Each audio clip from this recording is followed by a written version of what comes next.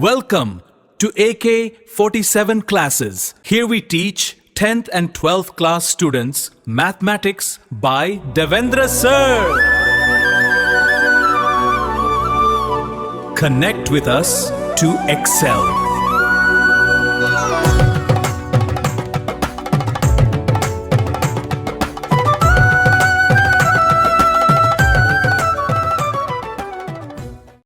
Hello everyone, I am Bhargavi Patel और आज के हम इस वीडियो में ये समझेंगे कि अगर हमारे पास कोई भी क्वाड्रेटिक इक्वेशन है उसका हम लोग डिस्क्रिमिनेंट कैसे निकालेंगे, उसका रूट हम लोग कैसे निकालेंगे और तीसरी चीज़ ये कि उस रूट का नेचर कैसा होगा ये हम कैसे फाइंड करेंगे।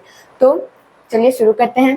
तो यहाँ पर हमारा जो क्वाड्रेटिक इक्वेशन है उसका स्टैंडर्ड फॉर्म दे दिया गया है ax² + bx + c = 0। अब इसका हमें डिस्क्रिमिनेंट फाइंड करना है। तो यहाँ पर जो हमारा क्वाड्रेटिक इक्वेशन है उसमें a, b और c रियल नंबर होते हैं जिसमें a ≠ 0 होता है। अब यहाँ पर हमें डिस्क्रिमिनेंट निकालना है। तो जो हमारे डिस्क्रिमिनेंट का फॉर्मूला होता है वो होता है b² - 4ac। जब हम लोग ये हमारा जो क्वाड्रेटिक इक्वेशन है इसमें से हम लोग a, b और c का जो वैल्यू यहाँ पर पुट करेंगे तो जो हमारा लास्ट में नंबर आएगा वो हमारा डिस्क्रिमिनेंट होगा। हमारे डिस्क्रिमिनेंट जो है वो 3 केसेस में हो सकते हैं, तो हम लोग उसको भी एक एक करके देखेंगे। पहला केस में अगर जो हमारा डिस्क्रिमिनेंट है वो 0 होगा तो जो हमारा सॉल्यूशन रूट होगा वो इक्वल और रियल नंबर होगा।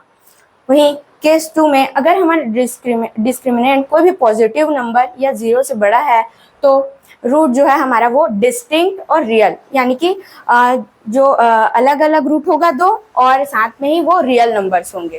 केस 3 में अगर जो हमारा डिस्क्रिमिनेंट है वो कोई भी नेगेटिव नंबर होगा या 0 से छोटा होगा तो जो हमारा रूट है वो रियल नंबर नहीं होगा, इसलिए वो इमेजिनरी नंबर होगा। अब जो हमने 3 केसेस देखे डिस्क्रिमिनेंट के, उसके रूट निकालने के लिए अब हमारे पास एक फॉर्मूला है जो बोलता है x = -b ± √b² - 4ac/2a। और आप यहाँ पर देख सकते हैं हमने जो डिस्क्रिमिनेंट का फॉर्मूला लगाया था b² - 4ac वो भी यहाँ पर दिया गया है, इसलिए हम इसको लिख सकते हैं x = -b ± √d यानी डिस्क्रिमिनेंट अपॉन 2a। इसी फॉर्मूले को रखकर हम लोग जो है हमारे क्वाड्रेटिक इक्वेशन का रूट निकाल सकते हैं। अब हम जो है देखते हैं कि जो डिस्क्रिमिनेंट है उसका नेचर देख लिया था। अब जो है हम लोग सॉल्यूशन को देखेंगे क्वाड्रेटिक इक्वेशन का। तो केस 1 को हम देखते हैं। केस 1 के सॉल्यूशन के लिए यहाँ पर जो हमने पहले केस में देखा था कि d = 0, इसलिए हम लोगों ने फॉर्मूले में √0 डाल दिया है। इसके वजह से हमारा जो हमने देखा था कि रूट जो है इक्वल और रियल होते हैं। यहाँ पर x = -b/2a और x = -b/2a दो जो हमारा रूट निकला है वो दोनों सेम है और रियल नंबर है। केस 2 में जब हम लोग x का वैल्यू निकालने के लिए फॉर्मूले में पुट करते हैं वैल्यू, तो जो है -b ± यहाँ पर पॉजिटिव के लिए हम लोग सिर्फ d लिख देते हैं, d मतलब पॉजिटिव नंबर अपॉन 2a।